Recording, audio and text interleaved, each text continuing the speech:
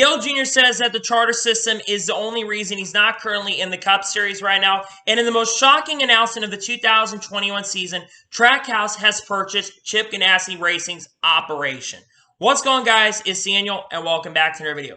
We got quite a few stories discussed here today on the channel. Let's go and just jump straight into it very, very quickly. We're going to start off with the paint schemes and sponsorship news. Let's go just jump straight into those very, very quickly. The first paint scheme we're going to take a look at is Daniel Suarez's 2021 Good Sam Patriotic scheme that we're going to see this weekend at Road America. This paint scheme is really, really good. You get the red, white, and I think they did a really good job on his paint scheme overall, and I'm definitely looking forward to seeing this one on the racetrack this weekend. I think Trackhouse's paint schemes this year have been really, really good. This one's no exception. I'm definitely looking forward to seeing this one on the racetrack this weekend here at Road America. The next paint scheme we're going to take a look at is Kevin Harvick's 2021 Henry Arms repeating scheme that we're going to see in the Xfinity Series race at Road America. I like this paint scheme a lot. They did a really good job on it. Maybe it'll help Kevin Harvick have a very strong run for BJ McLeod Motorsports this weekend. I think they did a really good job on this paint scheme, in my honest opinion. The next paint scheme we're going to take a look at is Chris Buescher's 2021 Fast and All Patriotic scheme that we're going to see this weekend at Road America. I really like this paint scheme a lot. You get the patriotic feels. Fast and All's had a lot of good schemes, and they think did overall a really good job on this paint scheme. I'm definitely looking forward to see this one on the racetrack this weekend here at Road America. The next paint scheme we're going to take a look at is Boris Said's 2021 Kuhn's Auto Group scheme that we're going to see this weekend at Road America. I also really like this paint scheme a lot. NBM Motorsports did a really good job on their paint scheme this weekend, and I'm definitely looking forward to see this one out on the racetrack this weekend here at Road America. The next paint scheme we're going to take a look at is Kyle Busch's 2020 Skittles America scheme that we're going to see this weekend at Road America. We have already seen this paint scheme in the past, back in 2018, when we saw at the Chicago between him and Kyle Larson. We've seen this paint scheme in the past, but I have to say, they did a very solid job on this paint scheme to get the 4th of July feels, and I'm definitely looking forward to see this one on the racetrack this weekend here at Road America. The next paint scheme we're going to take a look at is Ricky Stenhouse Jr.'s 2021 Ballpark Kroger scheme that we're going to see this weekend here at Road America. Can I just say that, can we get a new person that's basically designing the paint schemes at JT Doherty? Because let's be honest with ourselves, this paint scheme is not very good in my honest opinion. It's not very good. It's better, it's only a little bit better than the Darlington Throwback paint scheme. That paint scheme was really, really bad. This one's only a little bit better, but it's not a very good paint scheme. I think did a crap job on his paint scheme overall, in my honest opinion. The next paint scheme we're going to take a look at is Ryan Preece's 2020 Maxwell House Kroger Patriotic scheme that we're going to see this weekend here at Road America. I actually like this one compared to the other JT Doherty paint scheme. I actually like this paint scheme a lot more. They did a good job, in my opinion. You get the red, white, and blue all over the car. I think did a solid job on it. I'm definitely looking forward to see this one out on the racetrack this weekend here at Road America. And the final paint scheme we're going to take a look at is Ryan Eversley's 2020 NerdTech scheme that we're going to see this weekend here at Road America. Ryan Eversley making his NASCAR Cup Series debut, and I have to say it looks similar to the other NerdTech schemes, but I really like it a lot. I've been a big fan of the NerdTech schemes, whether it is on the Indy cars or if it's on the NASCAR cars. I think did a very good, solid job on it, and I'm definitely looking forward to see this one out on the racetrack this weekend here at Road America. Now we're going to go and jump on all the other major stories we need to discuss here today on the channel. Let's go and just jump straight into those really, really quickly.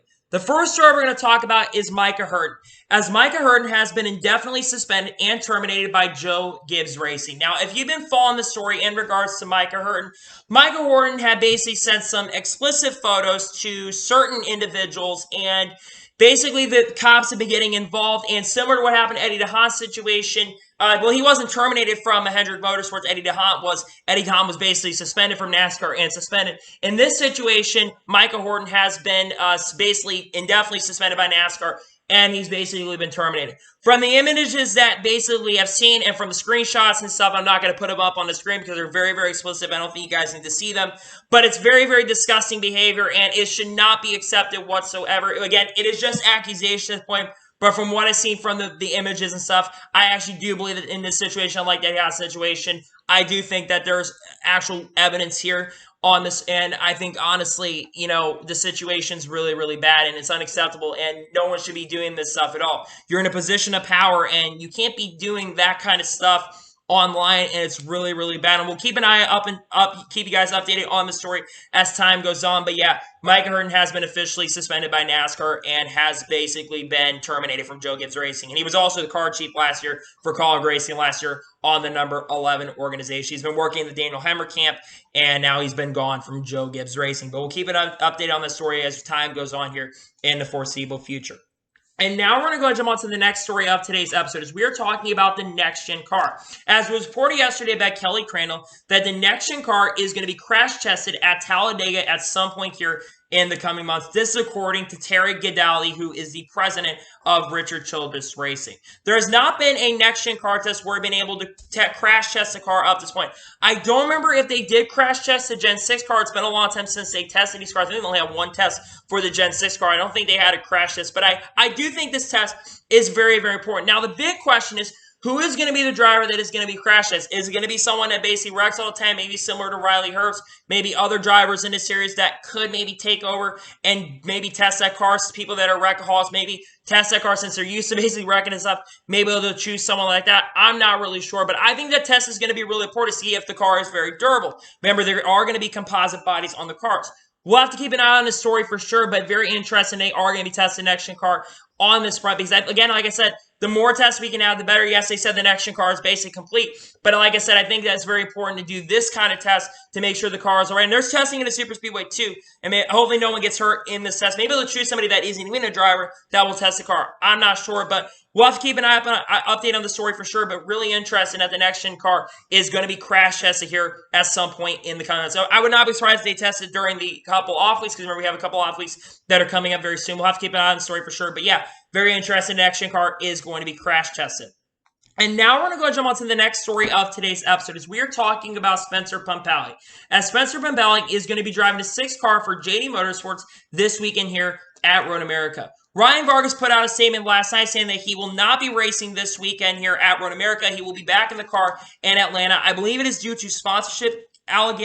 Sponsorship is the big reason why he's not racing this weekend, and that's why Spencer Pumpelly is going to be right now. A lot of you probably saw Spencer Pumpelly race earlier this year at Circuit Americas, made his NASCAR Xfinity Series debut, and he did extremely well so far. It did extremely well at Circuit Americas, ran in top 20 quite a bit of the race, gave that JD Motorsports car a ton of pace, was really fast in the practice and qualifying sessions, and ran very, very well in the race, in my honest opinion. And, of course, he's a guy that's been in contention to win IMSA races, been in contention to win 24 hours of Daytona races in the GTD class. And these GTD cars, while they're not 100% similar to the NASCARs, they're somewhat similar, and the next-gen cars are definitely similar to that. So I think it's really cool to see Spencer Pumpelly is getting an opportunity to race once again this weekend. I think overall the goal for Spencer Pumpelly is can he maybe get some experience. Maybe he'll get to run more road course races in the foreseeable future. But I think the goal for him is to try to help that 6th car get good in the owner's points position, help make sure that team does make it every single race. And I think the goal overall for them would be a good run for the 6th car. I think would definitely be a top 20 or top 15 in the race. I know that's really high expectations. The 6 cars generally ran kind of lower in the race. I think Ryan Vargas is a good driver. He's kind of a frustrating year.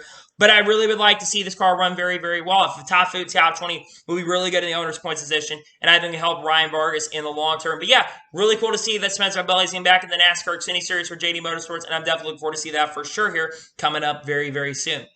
And now we're going to go jump onto the first of 2 major stories of today's episode, as we are talking about Junior Motorsports. Now, yesterday we talked on the channel about, on the Ask Junior download, someone had basically asked in regards to Dale Jr.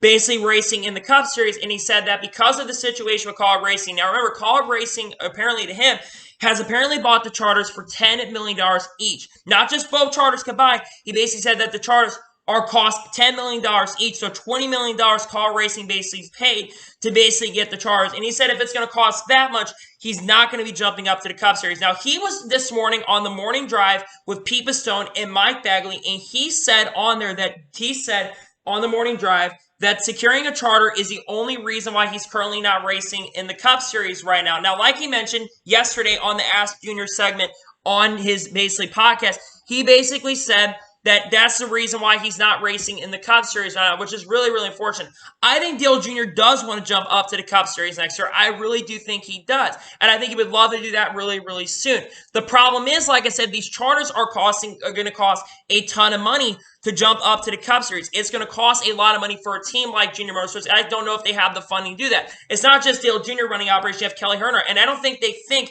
it's going to be feasible for them as of right now going to 2022 or even 2023 for them to jump up to the Cup Series. Now, one thing that NASCAR overall could do to maybe help Junior is maybe go to that bottom 3 rule. Now, the bottom 3 rule for the charter system is if a team is making consecutively in the bottom 3 in the charter points for the 3 straight years, that team could end up losing their charter. I think NASCAR overall could, if they wanted to, NASCAR could go ahead and follow that bottom three rule and maybe get rid of the charter from the 50, maybe the 51 car, maybe the 00 car. Those teams that have been the bottom three. I mean, Starcom has said that they would sell their charter for $10 million, and maybe if they're in the bottom three, they could lose. Maybe Rico Racing loses that 51 charter. I think NASCAR might have to do that because there are a lot of teams that are on the market to get a charter right now. You have Trackhouse Racing that we're actually going to talk about here really, really soon. You have 2311 Racing that would maybe like to have a second charter. They said they could run without two charters, without a charter in their second car, but they also would like to probably have a charter to secure the money. Yes, they've had some sponsorship coming in, and maybe Kurt Busch does go there. He might bring a lot of funding. We'll have to definitely see what happens for sure. I mean, I would love to see Junior Motorsports come to the Cup Series. I think Dale Jr. being an owner in the Cup Series will be major for the sport. He brings a lot of funding. He brings a lot of sponsorship. And sponsor dollars will be looking at Junior saying, hey, we're a Cup Series team. I think Dale Jr. definitely would love to bring his Cup Series team. I think the earliest Junior will bring his Cup Series teams. I don't think it's going to be next year. I think the earliest that we will see Dale Jr.'s Cup Series team even remotely come to the Cup Series, I think the earliest it's going to be is around 2025 or 2026. I really don't think it's going to be that long. I do think that there's a chance that the charter agreement is going to end in 2024, I think, with just the demand right now. Because remember, when the charter system was created in 2016, it was created because there was basically no teams that were ending the races. Well, now you have so much demand from a lot of teams that are wanting to get into the Cup Series right now that I think that NASCAR will potentially abolish the charter agreement maybe in 2024. I really hope they do that. I wish they would do that really, really soon. But we're going to probably have to wait until 2024, 2025 for Dale Jr. potentially to join the Cup Series. Trust me, I really want Jr. to come up. My optimism for him coming next year has basically gone out the window after Cog basically bought two charters last year, and I don't see Dale Jr. jumping up to the Cup Series next year in 2022, which is really, really unfortunate. I'd love to see Dale Jr. come to the Cup Series next year, but I really, really am not optimistic anymore of seeing Dale Jr. jump up to the Cup Series next year in 2022, which is unfortunate to see because the more teams, and I think Junior Motorsports would be a competitive team. I think you have some good drivers in their team. You have drivers like maybe like Noah Grace who would be somewhat competitive with Junior Motorsports. Another big problem, too, is you have that Hendrick moniker on there, and they would have to get rid of Rick Hendrick's name off team because remember, Rick Hendrick's also an owner of that team, and I think that's one thing I forgot to mention yesterday, that you would have to get rid of Rick Hendrick's name off team because Hendrick can't own, because he has 4 cars, and now he can't own a 5th car because of the rule with the charter agreement. Only one owner can only own foreign operations. That's why JGR can't be part owner of 2311 Racing, and that's one of the reasons right there. But I really is unfortunate. Junior Motorsports is probably not going to be joining the Cup Series. I think a lot of y'all can take their name off of them running the Cup Series next year, which is really unfortunate to see. And now we're going to go and jump on to the major story of today's episode, as it was just announced literally 25 minutes ago that Trackhouse Racing has purchased Chip Ganassi Racing's NASCAR operation, has acquired both charters, and they will have Daniel Suarez as one of their drivers next year. This is the shock of the season, and I did not see this coming at all. I thought that Trackhouse Racing was going to maybe, like they're announcing today, was going to be maybe having him have Tony Robbins as an official owner of the team. Or maybe they had acquired a charter from maybe Rick Ware Racing or another organization that might have sold their charters. I did not expect Trackhouse Racing to purchase Chip Ganassi Racing's operation. I did not see this coming. Now, Chip Ganassi said in the press release, because he was at the meeting as well, he basically said that this team was not for sale, but Justin Marks have come over to him with an incredible offer with a ton of money. They didn't get the exact money on how much that they basically were getting. But the fact that Trackhouse Racing has basically purchased Chip Ganassi Racing, though, is absolutely incredible. Now, Justin Marks also said during the press conference as well that the process had taken several weeks for this to basically happen, and that it would take him a while back. I would not be surprised if they started this during the national process, because remember, back a couple weeks ago, Spire Motorsports basically had sold their 2 charters, Cog Racing, and they had acquired a charter from Trackhouse Racing. But the fact now that Chip Ganassi Racing is no longer in operation is sports absolutely crazy. Let's talk about the history of Chip Ganassi Racing. Chip Ganassi Racing joined the Cup Series in 2021 in association with Felix Sabates. They were able to win quite a few races with Sterling Martin in 2001. They never won a championship, but they had an incredible career. Not as good of a career as they've had at IndyCar now. Chip Ganassi Racing is not going... Now, like I said, Chip Ganassi Racing is not going to be basically leaving motorsports altogether. They're still going to be focusing on their Extreme E-Series or IndyCar and IMSA program, but they're no longer going to be in NASCAR at the end of this year, which is really, really important to see. Like I mentioned a few minutes ago, Daniel Suarez is going to be one of the drivers. Now, the big question is, who is going to end up being the second driver, because now technically Ross Chastain and Kurt Busch are both going to be free agents at the end of this year. Is Kurt Busch going to become a second driver at Trackhouse Racing? Kurt Busch has had some conversations with Trackhouse Racing, and there's potential he could be the second driver there. There's also Ross Chastain. Now, Ross Chastain doesn't bring a ton of funding, but Trackhouse Racing does have quite a bit of funding, and if they do have Tony Robbins become the investor of that team and Pitbull working with them, they might be able to bring a lot of funding right there. So I think that there's a good chance that Trackhouse Racing's lineup next year, I think, could be Ross Chastain and Daniel Suarez. And I think Ross Chastain would definitely be a good acquisition for Chip Ganassi, for Trackhouse Racing, still being with that team. You have two kind of young drivers on that team, and I think it'd be really good if Ross Chastain would become a second driver. Maybe they keep the 42 operation in there. Maybe keep some other sponsors like Credit One Bank. Maybe jumps over Ross Chastain, or some of the watermelon sponsors that work with Ross Chastain. Maybe jump up with Ross Chastain and sponsor him. I'm not sure, but that I did not see coming. Now, the other big question is what happens to Kurt Busch? I think that this is what's going to happen. I think Kurt Busch is absolutely going to go over to 2311 Racing. Now, I don't see him going to Trackhouse or any other organization. I think Kurt Busch is going over to 2311 Racing. He's going to bring Monster Energy with him over there with funding and stuff. And I think that he might end up having the number 1 instead of the number 32.